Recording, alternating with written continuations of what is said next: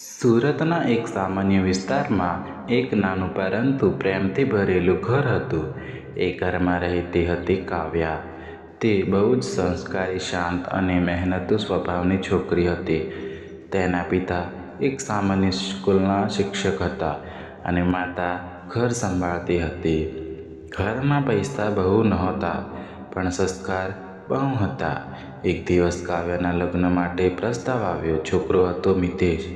Mitesh America રહેતો હતો અને ત્યાં મોટી કંપનીમાં નોકરી કરતો. સંપૂર્ણ પરિવાર ખુશ થઈ ગયો. કાવ્યાના પિતાએ કહ્યું, દીકરી તો રાજ કરશે હવે. લગ્ન બહુ ધૂમધામથી થયા, પણ લગ્નના દિવસે જ જશોદાબેન એટલે કે કાવ્યાની સાસુ પર ચહેરા ખુશી નહોતી.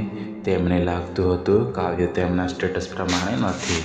પણ મિતેશે બધાને સમજાવ્યું, મમ્મી, કાવ્યા બહુ સારી છે. લગ્ન પછી થોડા દિવસોમાં મિતેશ કાવ્યાને લઈને અમેરિકા લઈ ગયો. કાવ્યા માટે એક બધું સપના જેવું હતું. નવી દુનિયા, નવી જગ્યા, નવી ભાષા, નવી સંસ્કૃતિ. પણ સૌથી મોટું સપનું હતું પતિનો સાથ. શરૂઆતના થોડા દિવસ બધું સારું ચાલતું હતું, પણ હવે ધીમે ધીમે મિતેશ પણ બદલાવા લાગ્યો. તે હવે કાવ્યથી ઓછું વાત કરતો હતો, ઘરે મોડો આવતો અને ક્યારેક તો ફોન પણ ઉઠાવતો નહોતો. એક દિવસ મિતેશે કહ્યું, કાલે મારી ઓફિસમાં પાર્ટી છે, તને પણ સાથે આવવું પડશે. કાવ્યા ખૂબ ખુશ થઈ ગઈ. પહેલીવાર અમેરિકાની મોટી પાર્ટીમાં જતી હતી. તેણે ખૂબ તૈયારી કરી.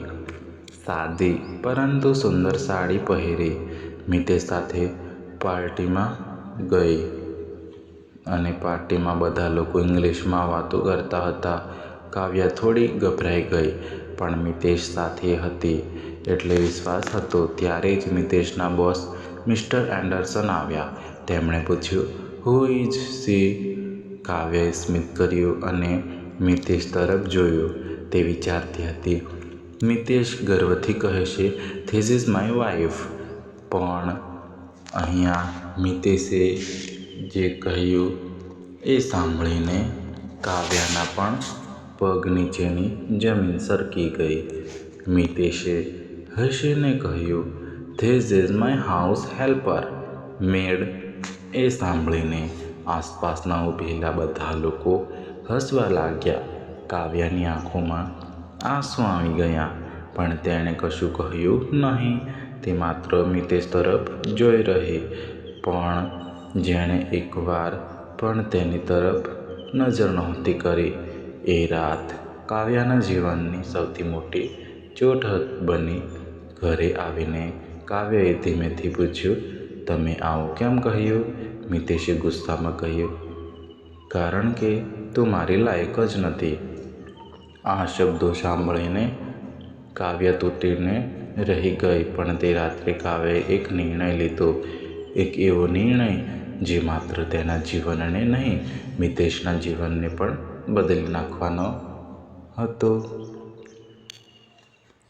અને તે રાત્રે કાવ્યા ખૂબ રડી, પણ સવારે આંખોમાં આંસુ નહોતા.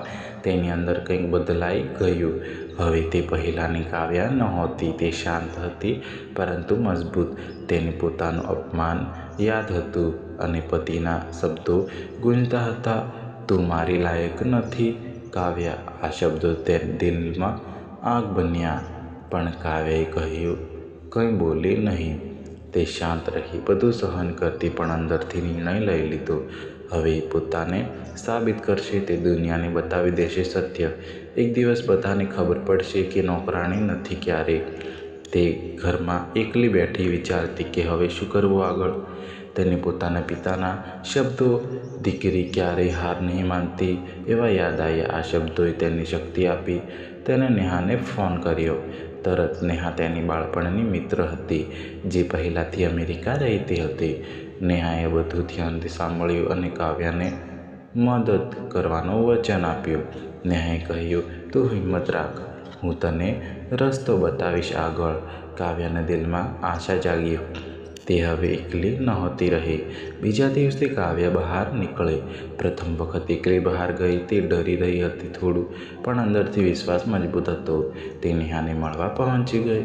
નેહાએ તેને પ્રેમથી મળી અને એક સરપ્રાઈઝ વાત કહી, જે સાંભળી કાવ્યા ચોંકી ગઈ. નેહાએ કહ્યું, તારી ડિગ્રી માન્ય, અમેરિકામાં તું કામ કરી શકે. આ સાંભળીને કાવ્યા ખુશ થઈ ગઈ, પણ તેને વિશ્વાસ નહોતો આવ્યો.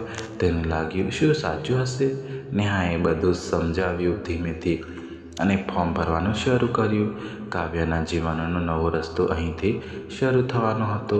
પણ કાવ્યાને પણ નહોતી ખબર હજુ મિતેશને આ વાત ખબર પડશે અને પછી જે થશે આગળ, તે કાવ્યાના જીવનને બદલી દેશે. કાવ્યાએ નોકરી માટે અરજી કરી. તેના દિલમાં નવી આશા હતી. દરરોજ તે મહેનત કરતી. નેહા તેની મદદ કરતી. કાવ્યા અંગ્રેજી શીખતી ઝડપથી. તેના આત્મવિશ્વાસ વધતો જતો. દરેક દિવસ નવી હિંમત લાવતો. કાવ્યાની આંખોમાં સપના જળજળ હતા અને હવે બદલાઈ રહી હતી. પણ ઘરમાં વાતો બદલાઈ રહી. મિતેશે હવે વધુ ગુસ્સે રહેતો. તે કાવ્યાને અવગણતો રહેતો સતત. એક દિવસ ફોન આવ્યો અચાનક. નેહાનો અવાજ ખુશ લાગતો હતો. કાવ્યા, તારું ઇન્ટરવ્યૂ પસંદ થઈ ગયું. આ સાંભળીને કાવ્યા ચોંકી ગઈ. તે ખુશીથી રડી પડી. તેનો વિશ્વાસ હવે મજબૂત થયો, પણ તેને ડર લાગતો હતો. મિતેશને ખબર પડી જશે. હવે ઘરમાં શાંતિથી રહી બધું છુપાવી રાખતી હતી. હજુ એક દિવસ મિતેશ વહેલો આવ્યો અને કાવ્યાનો ફાઇલ જોઈ ગયો. તેની અંદર દસ્તાવેજ મળ્યા. તે ગુસ્સાથી લાલ થઈ ગયો. તેને સમજાઈ ગયું તરત કે કાવ્યા નોકરી શોધી રહી. તે જોરથી બૂમ પાડવા લાગ્યો, તું મારી વાત કેમ નથી માનતી? કાવ્યા શાંત ઊભી રહી, પણ તેના દિલમાં આગ સળગતી હતી. તું પહેલીવાર મિતેશ સામે બોલી અને હું મારી ઓળખ બનાવવા માંગુ. આ શબ્દો સાંભળીને મિતેશ ચોંકી ગયો. ક્યારેય આવી હિંમત નહોતી દેખી. મિતેશે વધુ ગુસ્સે થઈ ગયો અને એક નિર્ણય લીધો, જે કાવ્યાને ફરી તોડી નાખશે. પણ કાવ્યાને ખબર નહોતી હજુ કે મિતેશ શું કરવા જઈ રહ્યો.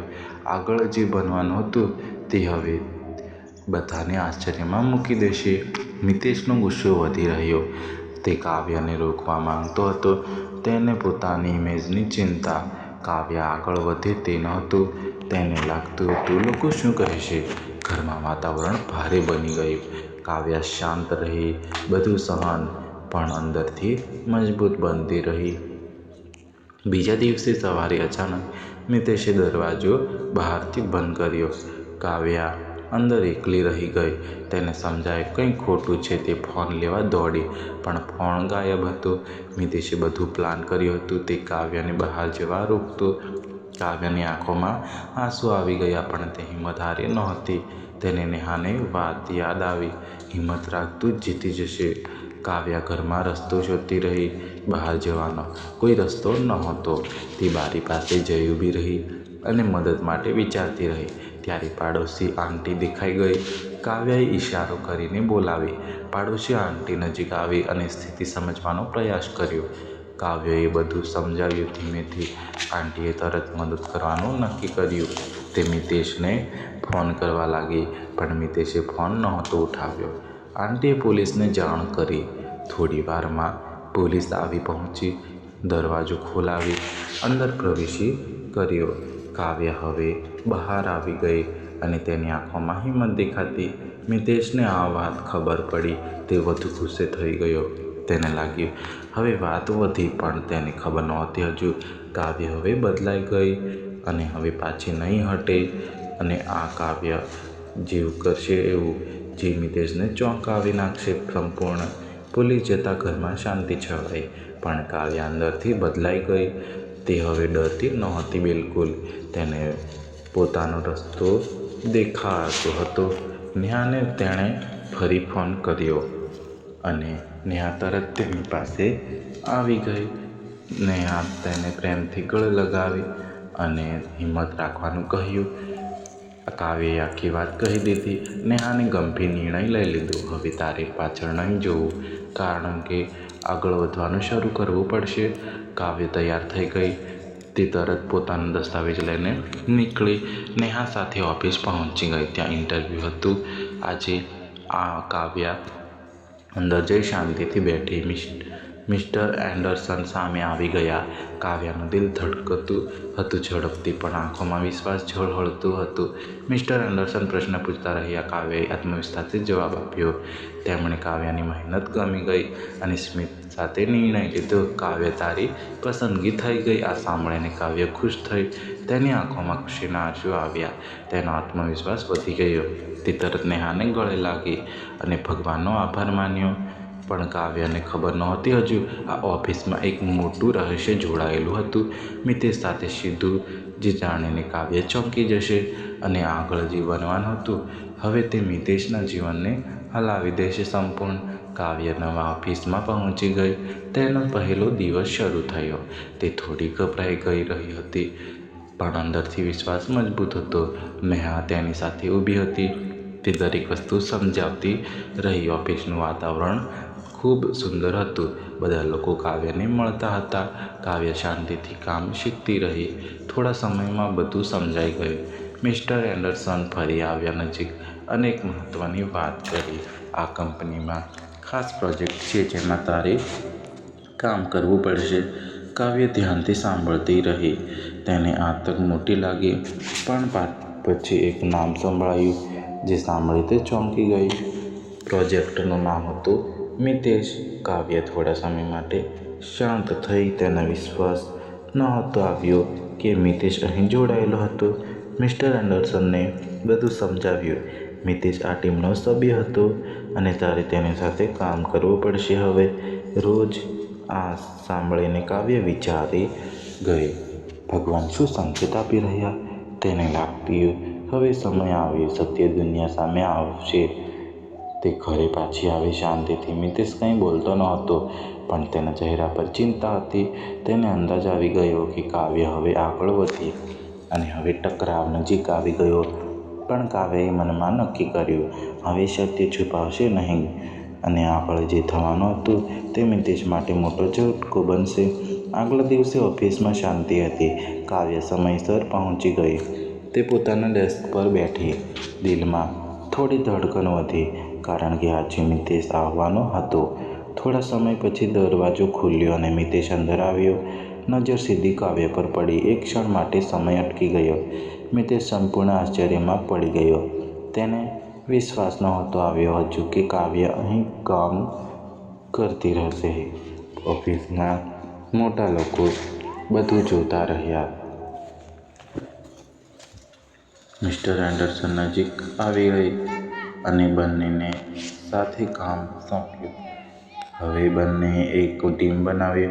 નિર્ણય સાંભળી મિતેશ ચોંક્યો. તેને અંદરથી ગુસ્સો આવી ગયો અને સામે કંઈ બોલી શક્યો નહોતો. કાવ્ય શાંતિથી કામ કરતી રહી. તે હવે મજબૂત બની ગઈ. મિતેશ વારંવાર કાવ્ય તરફ જોયો, પણ કાવ્ય ધ્યાનથી કામમાં રાખ્યું.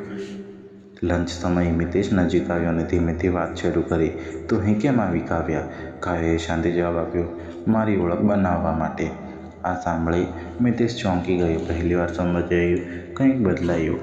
કાવ્ય હવે પહેલાં જેવી નહોતી. તેની આંખોમાં આત્મવિશ્વાસ હતો.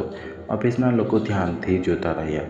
મિતેશ કંઈ બોલી શક્યો નહોતો, પણ અંદરથી નિર્ણય લીધો, હવે તે કંઈક મોટું કરશે જે કાવ્યને ફરી દુઃખ આપશે.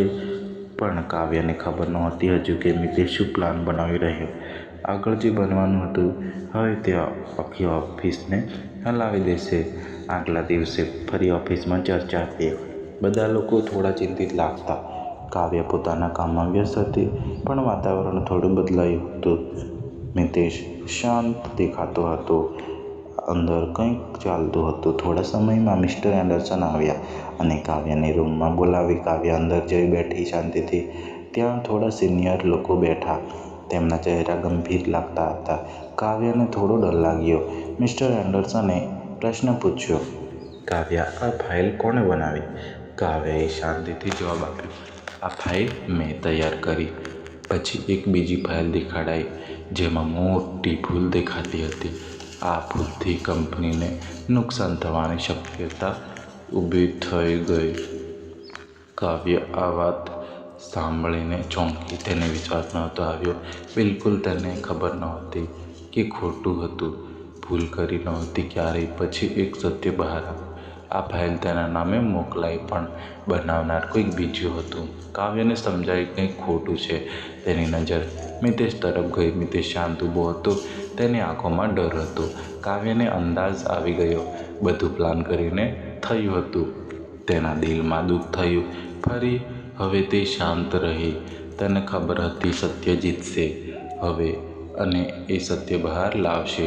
પણ કાવ્યને ખબર નહોતી હજુ આ આરોપ પાછળ એક મોટું રહસ્ય છુપાયેલું હતું, જે બહાર આવતા મિતેશની દુનિયા તૂટી જશે. કાવ્ય રૂમમાંથી બહાર આવી અને તેના દિલમાં તોફાન ચાલતું. તેને ખબર હતી કંઈક ખોટું અને સત્ય બહાર લાવવું પડશે.